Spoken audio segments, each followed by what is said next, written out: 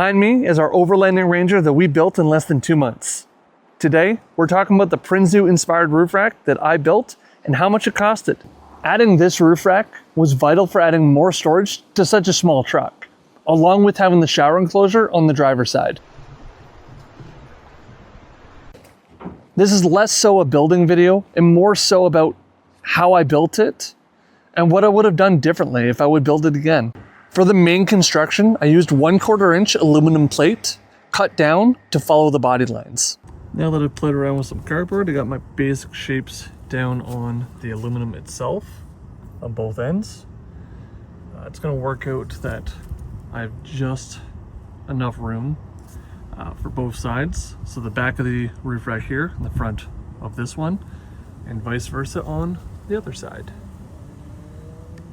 All right, now that I've got one side actually cut out, I've looked at the angle. I'm not too happy with it.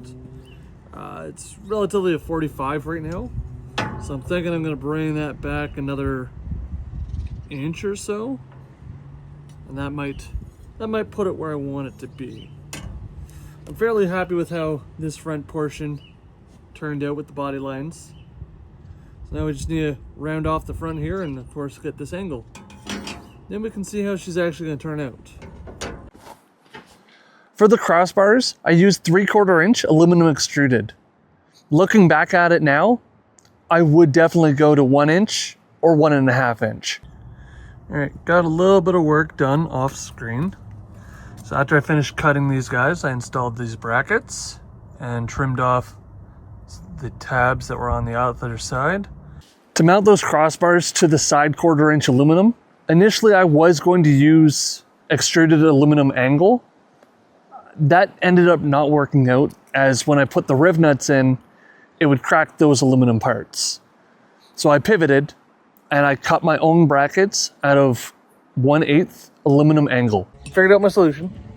I used aluminum angle iron, drilled holes, rivnuts, using some M5 Allen key bolts, and I'll show you what I came up with.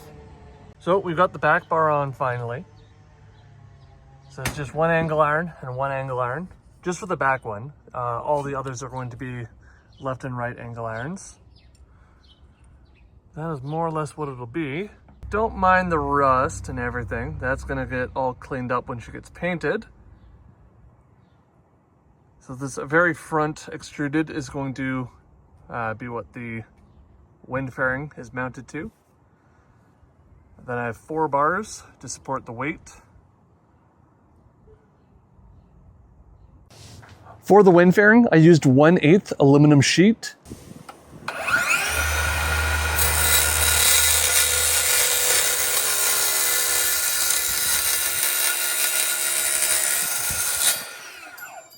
I cut that down to the width and the height that I needed.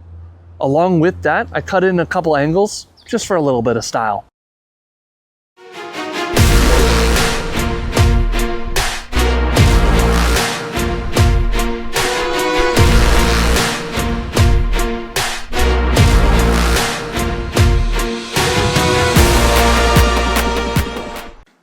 So far, this rack has held up to a 10,000 kilometer drive across Canada and back, with trails that are complete washboard, and even driving up the highest drivable road in Canada, all while only costing me about $200.